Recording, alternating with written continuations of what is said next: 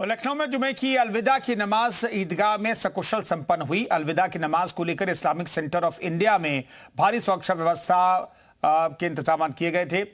ईदगाह के इमाम मौलाना खालिद रशीद फरंगी महली ने नमाज के बाद ईरान, इजराइल, अमेरिका के बीच जल्द युद्ध खत्म होने की कामना की। लखनऊ में आज जुमे की नमाज अदा की गई, अलविदा की नमाज अदा की गई है। इस्लामिक सेंटर ऑफ इंडिया में नमाज साकुशल संपन्न हो गई है।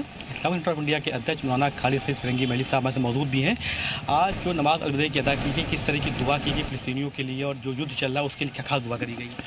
आज आपने देखा कि जामा मस्जिद ईदगाह लखनऊ में भी और पूरे सूबे उत्तर प्रदेश और मुल्क की तमाम मसाजिद में अलविदा के मौके पर आज जुमे की नमाज अदा की गई और लोगों को इस मौके पर रमज़ान की अहमियत, उसकी फ़जीलत से भी एक बार फिर से उनको इसके मुतालिक बातें बताई गई और जो ये जंग चल रही है इसके क्या नुकसानात हैं इससे भी लोगों को आगाह किया गया और इस बात का भी ऐलान किया गया कि उम्मीद है कि इंशाअल्लाह ईद उल फितर 21 मार्च को होगी, लेकिन उसका फ़ाइनल डिसीशन 19 मार्च ही को लिया जाएगा।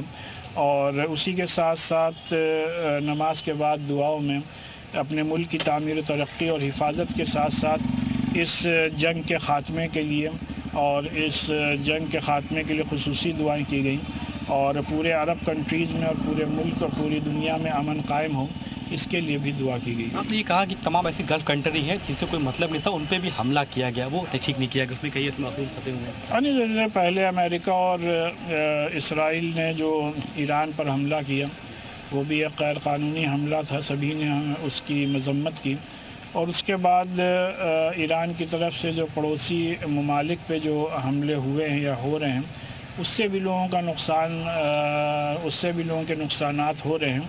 तो लिहाजा किसी को यह हक़ नहीं पहुंचता कि किसी भी आज़ाद मुल्क पर, किसी भी एक सॉवरेन कंट्री पर इस तरीक़े के हमले किए जाएँ।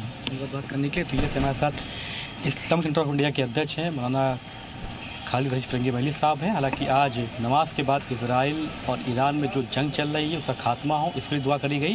फ़िलिस्तीनी गाज़ा में जो बेगुनाह मारे जा रहे हैं उसके लिए भी दुआ करी गई। कैमरा पर्सन रामबाल अतीक अहमद, जी मीडिया लखनऊ।